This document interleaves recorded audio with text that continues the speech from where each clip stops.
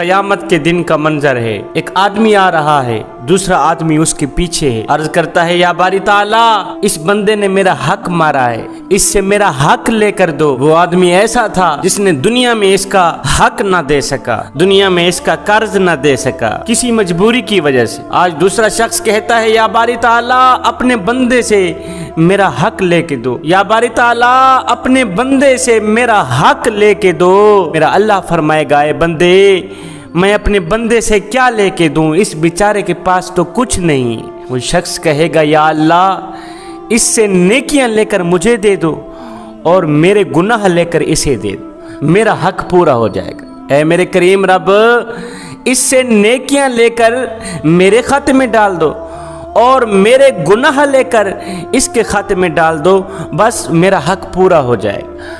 میرا اللہ فرمائے گا اے بندے ذرا اوپر کی طرف دیکھنا۔ جب یہ شخص اوپر دیکھے گا تو جنت نظر آئے گی، عالی شان مکان نظر آئیں گے، عالی شان محل نظر آئیں گے، سونے اور چاندی کے بنے دروازے نظر آئیں گے۔ تو وہ عرض کرے گا یا اللہ یہ کس نبی کی جنت ہے، یا باری تعالیٰ یہ کس شہید کی جنت ہے، کس صدیق کی جنت ہے، یہ کس اللہ والے کی جنت ہے، یا یہ کس صحابی کی جنت ہے۔ میرا اللہ فرمائے گا یہ کسی کی نہیں ہے، یہ بس اسی کی ہے جو اس کی قیمت ادا کر سکے۔ یہ شخص کہے گا یا اللہ اس کی کتنی قیمت ہے، کیا قیمت ہے ایسی جنت کی؟ تو میرا اللہ فرمائے گا جو اپنا حق معاف کر دے بدلے میں اسے یہ جنت عطا کی جائے گی۔ اے بندے جو اپنا حق معاف کر دے آج کے دن میں، آج جو بھی کسی دوسرے بھائی کو معاف کر دے، اپنا حق معاف کر دے، اپنا قرض معاف کر دے، بدلے میں یہ جنت اس شخص کو عطا کی جائے گی،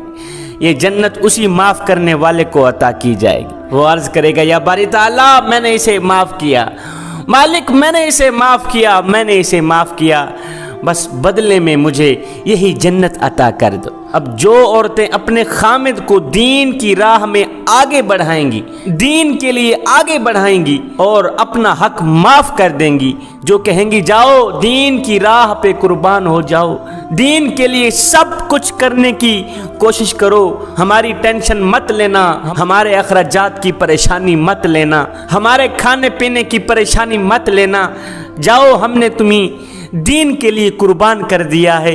ایسی عورتیں جو اپنے خامد کو دین کی راہ پہ ڈال دیں، دین کے لیے آگے بڑھائیں اور اپنا حق اپنے شوہر کو معاف کر دیں، ایسی عورتوں کا بدلہ اللہ تعالیٰ اپنے خزانوں سے دے گا۔ جیسے حضرت اسماء رضی اللہ تعالیٰ عنہا نے معاف کیا تھا اپنے خامد کو، جیسے اپنے شوہر کا حق حضرت اسماء نے معاف کیا، کہا جاؤ دین کے لیے قربان ہو جاؤ، میرے لیے پریشان مت ہونا، میرے کھانے کی فکر مت کرنا، میرے پینے کی فکر مت کرنا، اے میرے سرتاج میں نے تمہیں دین کے لیے قربان کر دیا ہے۔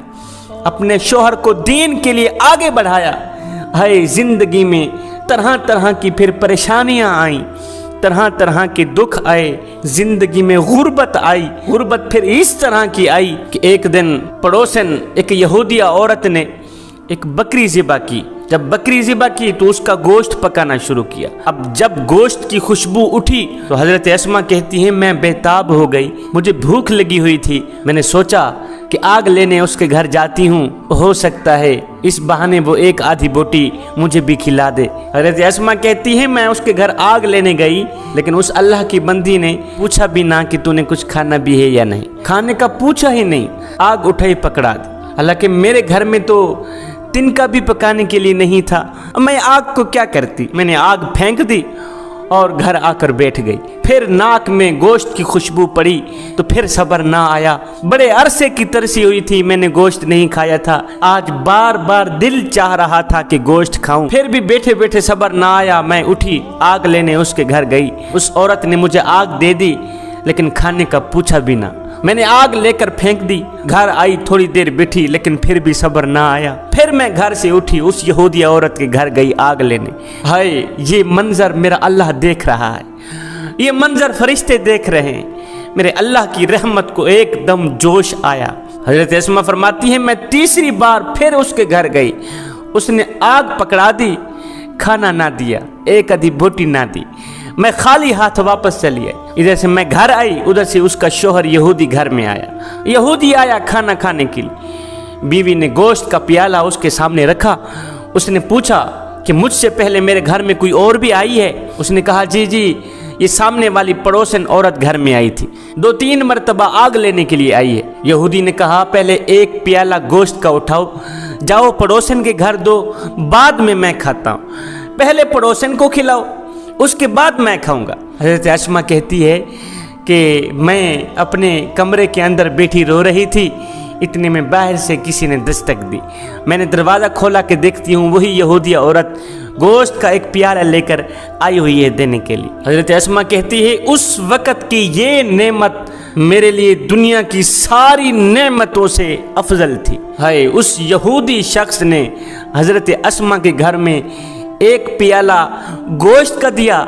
मेरे अल्लाह की रहमत को जोश आया, मेरे अल्लाह ने उसे ईमान की दौलत अता कर दी, ईमान अता कर दिया। जवानों, दीन ऐसे नहीं फैला बल्कि इसके पीछे बहुत सी कुर्बानियाँ दी गई हैं। सहाबा की माएँ भी अगर हमारी माओं की तरह करती और कहती कि बेटे मेरी आंखों के सामने रहो, कहीं ना जाओ, अगर बीवियां कहती कि बस मेरे हक अदा करो, अगर सहाबा की बीवियां भी ऐसे ही होती तो आज हम तक इस्लाम हरगिज़ ना आ सकता।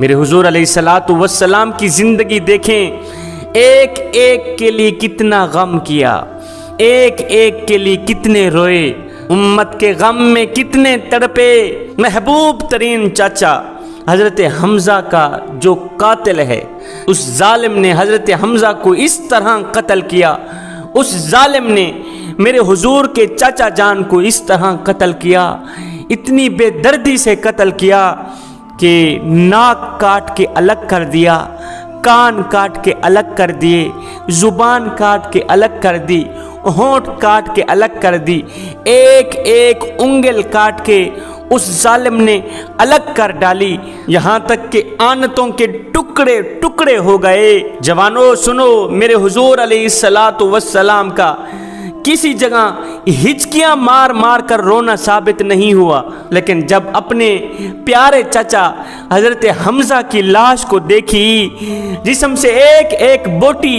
अलग होती देखी, तो मेरे हुजूर अलैहिस्सलाम इतना रोए कि हिचकियां बंध गई। ऐसी हिचकी बंधी कि दूर दूर तक आपके रोने की आवाज़ गई। हुजूर भी रो रहे हैं, सहाबा भी इकट्ठे होकर रो रहे हैं। इतने में हज़रत जिब्रील अलैहिस्सलाम आए, अर्ज करने लगे या रसूलल्लाह, अल्लाह आपको सलाम देता है और साथ में कहता है कि आपका रोना हमें अच्छा नहीं लगा। हुजूर, आपके रोने ने फरिश्तों को रुला दिया, आसमान वाली सारी मखलूक को रुला दिया। हुजूर, आप सब्र करें, हमने आपके चाचा के लिए अर्श पर लिख दिया है कि हज़रत हमज़ा अल्लाह और उसके रसूल का शेर है। हुजूर, आप सब्र करें, हमने अर्श पर लिख दिया है कि हमज़ा अल्लाह और उसका रसूल का शेर है। हुजूर, आप सब्र करें, हम तो गाली देने वाले को भी कत्ल करने की कोशिश में होते हैं। ये कितनी बड़ी हिम्मत की बात है, ये कितनी बड़ी दलेरी की बात है कि इतने बड़े प्यारे चाचा के कातिल को भी कहा जा रहा है अगर तू कलिमा पढ़कर अल्लाह का बंदा बन जाए तो मैं भी तुझे माफ़ कर देता हूँ, मेरा अल्लाह भी तुझे माफ़ कर देगा। कितनी बड़ी हिम्मत की बात है कि चाचा के कातिल को कहा जा रहा है ये वो जालिम कातिल है जिसने चाचा के कान अलग कर दी, जिसने चाचा की जुबान काट डाली है, होंठ काट डाले हैं, जिस्म की एक एक बोटी जिस्म से अलग कर डाली। इन सब के बावजूद भी मेरे हुजूर अलैहिस्सलाम फरमा रहे हैं, मियाँ अगर तू कलिमा पढ़कर अल्लाह का बंदा बन जाए तो क़यामत के दिन तुझे जन्नत मिल सकती है, तो जन्नत में चला जाएगा। और जवानों, कोई इतनी मोहब्बत करने वाला पहले मुझे दिखाओ तो सही, मुझे बताओ कोई इतना प्यार करने वाला भी मिलेगा जो कहे ऐ मेरे उम्मती, कांटा तेरे पाँव में चुभता है, दर्द मैं मोहम्मद को होता। फरमाया तुम काफिर थे, मैंने तुम्हें मुसलमान बनाया, तुम खुद नाशनास थे, मैंने तुम्हें खुदा शनास बनाया, तुम जहन्नुम की तरफ जा रहे थे, मैंने तुम्हें जन्नत का रास्ता दिखाया, और तुम जहन्नुम में गिर रहे थे, मैंने तुम्हें पकड़कर जन्नत का वारिस बना दिया। ہائے سردیوں کی لمبی راتیں میں مصلے پہ رویا، تڑپا ساری ساری رات، یہاں تک کہ میرے قدم سوج کر پھٹ گئے، میرے قدموں سے خون نکلتا رہا۔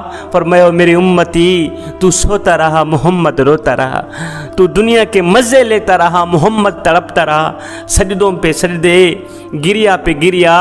لیکن جب وہ وقت آیا، رات کا وہ پہر جو پہلے آسمان پر اترتا ہے، جب اللہ آواز دیتا ہے کہ اے میرے بندے بول، کیا بولتا ہے؟ جب اللہ آواز دیتا ہے اے میرے بندے مانگ، کیا مانگتا ہے؟ فرمایا جب کچھ مانگنے کی باری آئی، پوری رات قیام میں نے کیے، پوری رات رکوع میں نے کی، پوری رات سجود میں نے کی، پوری رات رویا میں، پوری رات تڑپا میں، لیکن سنو، جب اللہ کی طرف سے کچھ مانگنے کی باری آئی تو میں نے اپنی بات ہی نہیں کی، میں نے اپنا ذکر ہی نہیں چھیڑا، اپنے خدا سے کچھ مانگتا رہا ہوں تو تمہاری بخشش کے لیے دعا ہی مانگتا رہا۔ میرے حضور علیہ السلام نے اپنے چچا کے قاتل کے گھر میں یہ پیغام بھجوایا کہ اگر تو کلمہ پڑھ کر مسلمان ہو جائے، اللہ کا بندہ بن جائے تو تجھے جنت مل سکتی ہے۔ اب یہ دشمن چہرہ چھپا کر گھر سے نکلا، کہاں جا رہا ہے؟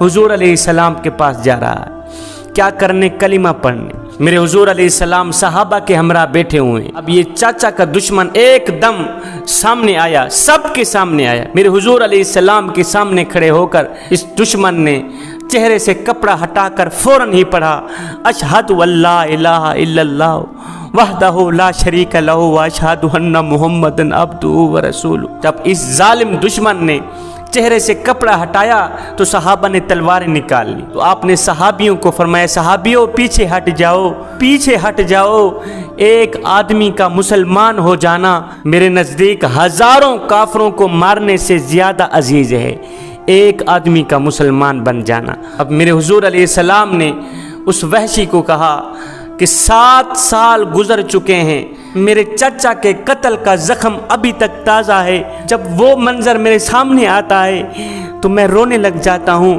میرے حضور علیہ السلام نے اس کلمہ پڑھنے والے دشمن کو فرمایا او وحشی، مجھے چہرہ مت دکھایا کرو، مجھے چہرہ ہرگز نہ دکھایا کرو، کیونکہ تجھے دیکھنے سے میرا غم تازہ ہو جاتا ہے، پھر میرا دل تڑپنے لگ جاتا ہے، مجھے چاچا کی یاد آنے لگ جاتی ہے، خدا کے لیے میرے سامنے نہ آیا کرو۔ اور نادانو، جس کا چہرہ دیکھنا گوارا نہیں کرتے حضور، اس دشمن کے لیے بھی جنت میں جانے کا سامان کرے۔